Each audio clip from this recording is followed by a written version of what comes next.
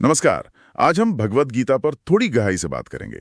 ये हिंदू धर्म की शायद सबसे जानी मानी किताबों में से एक है। हाँ, बिल्कुल। और हमारे पास जो जानकारी है वो इसके इतिहास, इसकी बनावट और जो इसकी मुख्य शिक्षाएं हैं उन पर आधारित है। मतलब विकिपीडिया जैसे स्रोतों से ली गई है। सही। और हमारा मकसद क्या है? गीता के असल मायने को समझना कि भाई ये सिखाती क्या है और इतनी अहम क्यों है। बिल्कुल। तो कहानी शुरू होती है, जैसा आपने कहा, कुरुक्षेत्र के मैदान से। हाँ। महाभारत युद्ध बस शुरू ही होने वाला है। और अर्जुन, जो पांडव राजकुमार है, वो एकदम मतलब हिम्मत हार जाते हैं। हाँ, क्योंकि सामने कौन है? अपने ही लोग, रिश्तेदार हैं, गुरु हैं। तो वो बहुत दुखी हैं, उलझन में हैं। और इसी समय वो कृष्ण से मदद मांगते हैं, जो उनके सारथी भी हैं और मार्गदर्शक भी। यहीं से गीता शुरू होती है ना। हाँ, पूरी गीता असल में कृष्ण और अर्जुन के बीच की बातचीत ही है। इसमें क्या कहते हैं, 18 अध्याय हैं और करीब 700 संस्कृत श्लोक। और ये महाभारत का ये हिस्सा है। हाँ, महाभारत का जो छठा पर्व है, भीष्म पर्व, उसमें आती है ये। तो कृष्ण अर्जुन को क्या कहते हैं? सबसे पहले तो वो धर्म की बात करते हैं, स्वधर्म की। सही। कृष्ण कहते हैं कि अर्जुन को अपना स्वधर्म निभाना चाहिए, मतलब अपना कर्तव्य, अपनी जिम्मेदारी। उनका कर्तव्य क्या था? एक क्षत्रिय होने के नाते, एक योद्धा होने के नाते उनका धर्म था लड़ना। कृष्ण कहते हैं, भले ही सामने कोई भी हो, तुम्हें लड़ना होगा। लेकिन ये स्वधर्म का मतलब, इस पर शायद अलग अलग विचार रहे हैं। हाँ, बिल्कुल।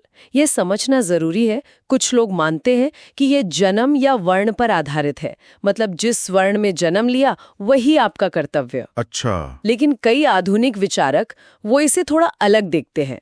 वो कहते हैं ये व्यक्ति की अपनी प्रकृति, उसकी काबिलियत या उसके हालात के हिसाब से तय होता है। और स्रोतों में इस पर मतलब सवाल भी उठाए गए हैं। जैसे अंबेडकर या कुसुम्बी जैसे विचारकों का मानना था कि ये कहीं ना कहीं वर्ण व्यवस्था को सही ठहराने जैसा है। तो मतलब अलग अलग नजरिए हैं इस पर। हाँ, हम यहाँ बस वो नजरिए बता रहे हैं, कोई अपना फैसला नहीं दे रहे हैं। ठीक है। तो स्वधर्म के अलावा गीता और कौन से रास्ते दिखाती है? हमने योग के बारे में सुना है। हाँ, गीता असल में मोक्ष पाने के लिए, मतलब जन्म मरण के चक्कर से निकलने के लिए कई रास्ते बताती है। योग। कई रास्ते। हाँ, क्योंकि हर इंसान का मिजाज अलग होता है।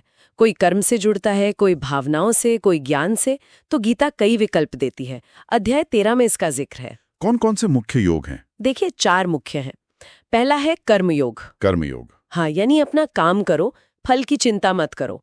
वो जो मशहूर श्लोक है 2.47, कर्मण्यवादी का रस्ते माँ फलेषु कदाचना। हाँ, सुना है।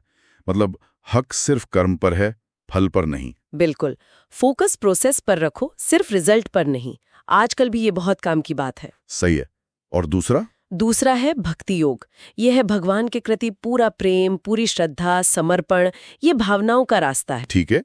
तीसरा? ज्ञान योग, यानी बुद्धि से, विवेक से, आत्मज्ञान से सच को जानना। ये ज्ञान का मार्ग है। और चौथा? राजयोग। इसे कुछ लोग ध्यान योग भी कहते हैं। इसमें मन को काबू करना, ध्यान लगाना, ये सब आता है। तो इन सब योगों का, इन रास्तों का मकसद एक ही है, मोक्ष पाना।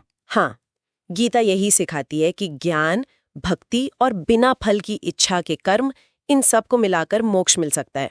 और शायद इसीलिए गीता इतनी खास मानी जाती है। इसे कई पुरानी भारतीय विचारधाराओं का निचोड़ भी कहते हैं। बिल्कुल। जैसे सांख्य है, योग है, वेदांत है, इन सब का सार इसमें मिलता है। ये अलग अलग दर्शनों को एक साथ लाती है।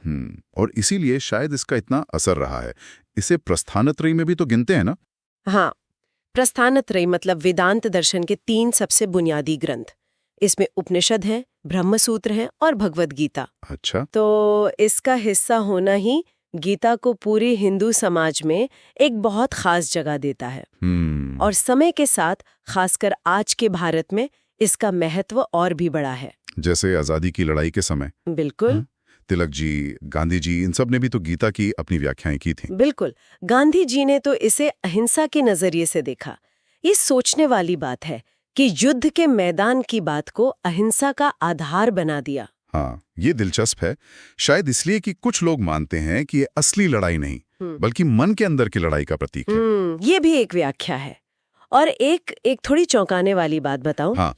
जो परमाणु बम बनाने वाले वैज्ञानिक थे, ओपेनहाइमर, उन्होंने पहले एटम बम धमाके के बाद गीता के 11वें अध्याय का एक श्लोक कोट किया था। सच में? कौन सा? कालो अस्मि लोकक्षय कृत प्रवृद्धो, मतलब मैं बढ़ावा काल हूँ, लोगों का नाश करने वाला। वो तबाही देखकर उन्हें याद आया। बाप रे। और हाल ही में इसे यूनेस्को ने भी कुछ मान्यता दी है। हाँ, इसे यूनेस्को के memory of the world register में शामिल किया गया है। तो मतलब गीता की व्याख्याएं बहुत अलग-अलग रही हैं। कोई इसे युद्ध का समर्थन मानता है, कोई रूपक, और दार्शनिक स्तर पर भी अलग-अलग मतलब निकाले गए हैं। हाँ, वेदांत के ही अलग अलग स्कूल हैं, जैसे शंकराचार्य का अद्वैत है जो कहता है सब एक है, रामानुज का विशिष्टाद्वैत है जो ईश्वर को एक मानते हुए भी जीव और जगत को सत्य मानता है, और मध्व का द्वैत है जो ईश्वर, आत्मा और जगत को अलग अलग मानता है। सबने अपने हिसाब से गीता को समझा। तो कुल मिलाकर अगर सार देखें तो गीता जीवन के जो नैतिक और आध्यात्मिक संघर्ष हैं उनके बीच कर्म, भक्ति और ज्ञान के रास्ते दिखाती है। सही कहा। सेंट्रल मैसेज यही है, अपना कर्तव्य निभाओ, बिना फल की चिंता किए, ईश्वर में आस्था रखो और खुद को जानने की कोशिश करते रहो। जाते जाते एक सवाल मन में रह जाता है। आज की जो ये भागदौड़ वाली अनिश्चित दुनिया है, इसमें अपने सही कर्म या स्वधर्म को पहचानना और फिर उस पर टिके रहना, वो भी बिना नतीजे की परवाह किए, ये कितना मुश्किल है, या शायद कहें कितना जरूरी है।